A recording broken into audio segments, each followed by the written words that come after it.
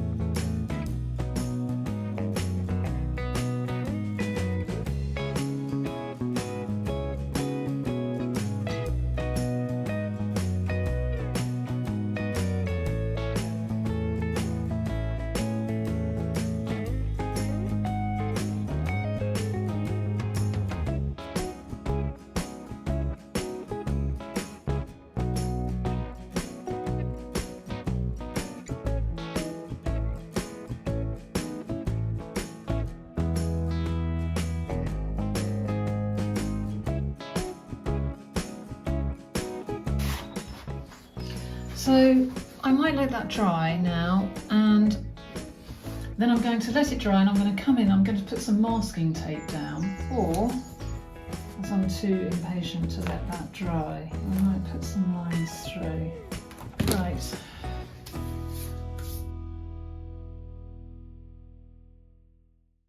That's what I've got working on the floor at the moment. So yeah, I'm excited, different things. I've had a really busy morning this morning, working up, I don't know, well, I'll zoom it in, working up some more on these leftover pieces. I would just never ordinarily have kept going.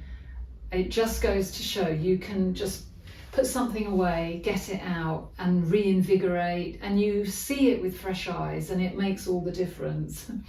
You might remember that I had a not a great attempt at pastels, and I thought, I wonder what happens if you put acrylic paint over the pastel,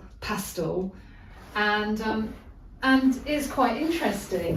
When I finished, so this is me just playing with the yellow and the red, a primary yellow, primary red, to get an orange, degrees of orange. I intend to keep some of the, I like the matte quality and the texture of the pastel against a bit of the gloop of the acrylic.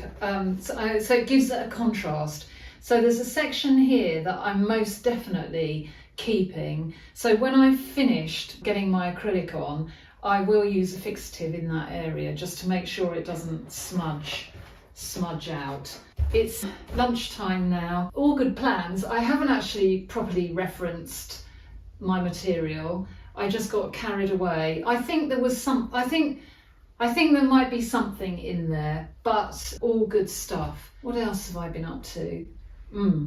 I thought I'd just make, as there's plenty of time to put a little bit more work down in the gallery, I thought I'd have a little adjustment on a painting I called Bistro, and I think I'm happy with it.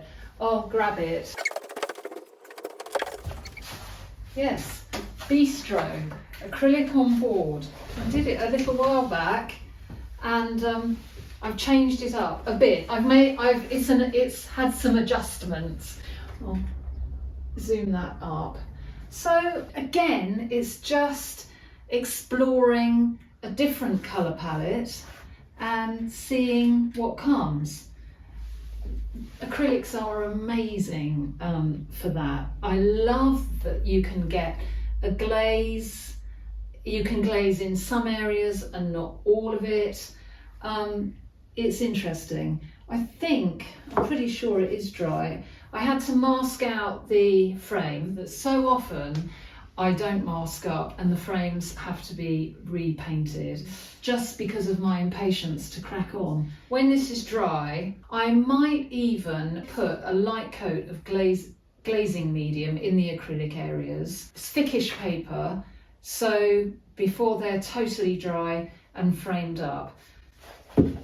Right, it's lunch now, and yes, it's just great to get some playtime in the cabin, and I'm back down to the gallery tomorrow afternoon. Nice clear day today. So I'm loving it. It's really, really good fun. Morning everyone. Looking at the paper, it's lovely and dry, so I'll grab a mount and see if I can identify any areas. I've got to be really careful this morning. I've got I don't want to get marks on my clothes because I'm on duty this afternoon. See, that's the little frame. So if I just take off, let's just free out the mount. Don't want to get it dirty.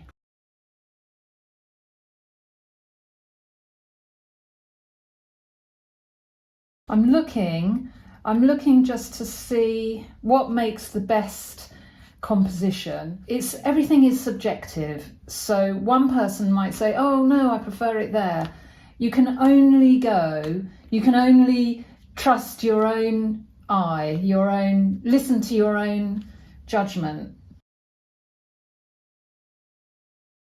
What I absolutely love about this exercise is the fact that I've had the best time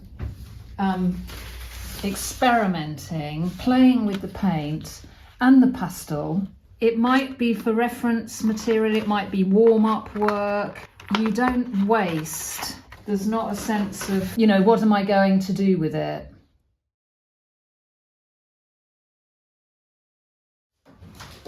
That's my other sheet.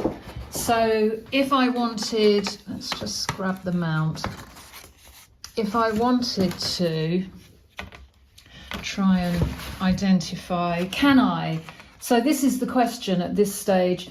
Can I identify anything, or shall I? My feeling is that there's more work to go down on here. That's quite interesting. But I'm quite happy to keep going this morning. And that I quite like. Oh, I like that. That's at a funny angle, but no, the camera can't show that. I'll free it and then I can show it to you when they're done, when they're loose. The light is reflecting in the glass, but that's my first grey, and I love that. Really pleased. So I thought I'd just say that the Ivor Abrams cutout that I got in my sketchbook, I looked at it and then put it to one side, and bizarrely I think I've somehow here I feel like I have referenced it subconsciously. So don't forget, you don't have to copy, but just for a bit of inspo and a bit of a reference point, it's good to look at other things. This morning then, from my blue sheet for the grey frame and the pastel and acrylic mixes, in order to explore being a bit more abstract, I'm seeing my big sheets as an opportunity to get onto a canvas, a larger canvas, and have another go at doing something abstract. So I've just gone for this canvas. It is 20 inches by 16, just an acid-free board. There is a cadmium orange sitting right in front of me. Directly onto the board, credit card, just to get, oh, look at that colour. Oh, that makes my heart sing. I'd be happy today just to leave it at that. That's just glorious. Let that dry. I'm referencing reference material here. I'm looking at these areas on this sheet. The paintings aren't with me now. I've got photographs of the ones that I particularly like. What will I do next? Well, I've certainly got something to respond to. So I think this was a chopstick at some point. I'm just going to stick that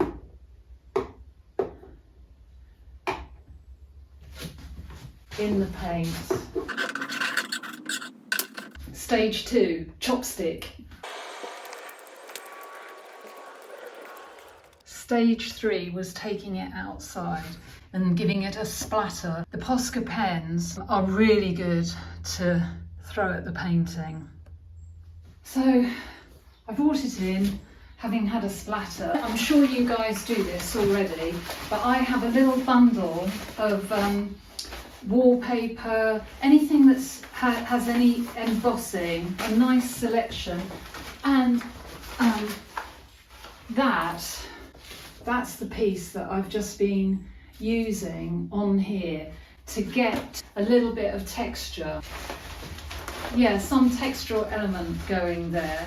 It really needs a bit of drying because I don't at this stage I don't want to get it too muddy. A chrome green hue, pale olive and olive green I've been mixing with a bit of white, but it's still not quite the green I'm after. So I'll keep experimenting. I put a little bit of embossing on this smaller canvas as it's nearly dry, and I love the effect of that. Oh, I forgot about embossing. Well, I'm excavating and embossing on this one. I thought I'd just sometimes have a go at lifting off ridges because I know there are plenty of layers on here, just to give me some more interest under there. I've felt a bit tired today, so getting down on the floor with a bit of embossing and a bit of scraping is quite a nice thing to do. I'm not having to think.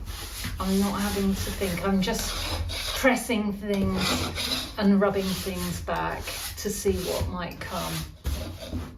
I find it quite therapeutic. That and a cup of tea. Oh. I am opening up the cabin because in the UK we're having a little mini heat wave. I don't know how long it will last, but I'm enjoying it. Cabin has had no attention. It's been so busy in the gallery, and we are Thursday today, so we're running open every day 10 till 4 until this coming Sunday. We, as a last minute thing on the weekend, I got a frame on a painting that sat here. I put it on Instagram saying I'm taking this one down, and a lady bought it that morning, so that was an absolute thrill. I'm hoping to repeat my success this Saturday. So this one, I've got a tiny bit to finish that I hope I can get sorted this afternoon. I need to sort the edges out, and I think there's a frame nearly ready for it. So I'm going to wish him luck because I'm hoping to get him down there for the weekend.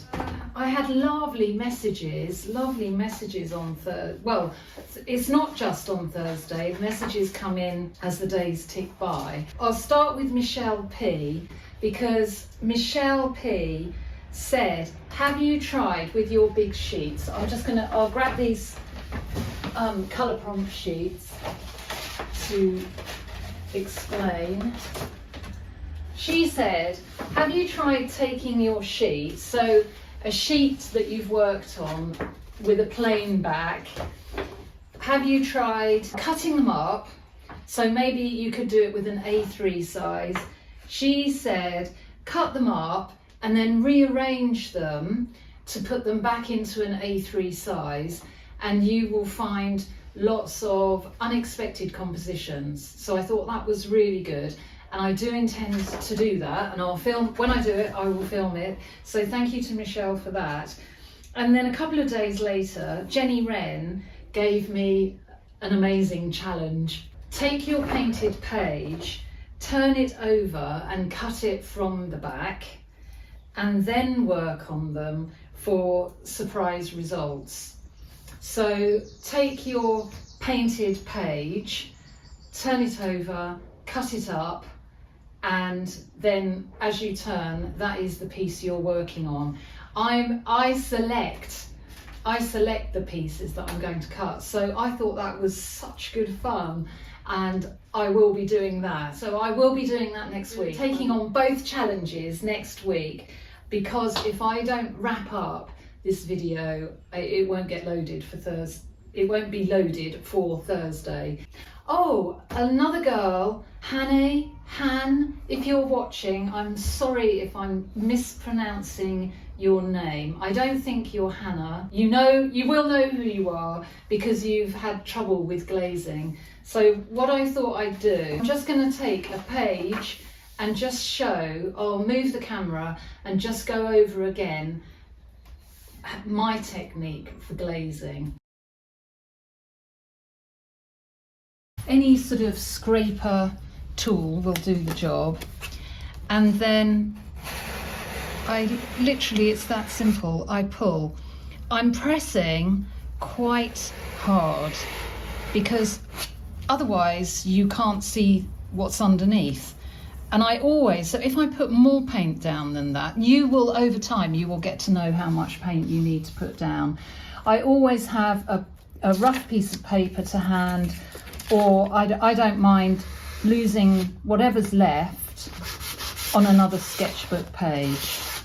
So it's really just a question of really pulling it through to get that effect. If you have too much and you leave it for too long, you won't get the transparency. Well, I hope that does help. So next week then, 2 fantastic challenges that I want to do. I'm going to be in the UK but near the coast. I'm going to take my paper, take some paint, and all will be revealed next week. Thank you for watching. Thank you for the lovely comments. Have a really great creative week, everyone, and I hope you've got lovely weather wherever you are. It's glorious. See you next week then. Bye.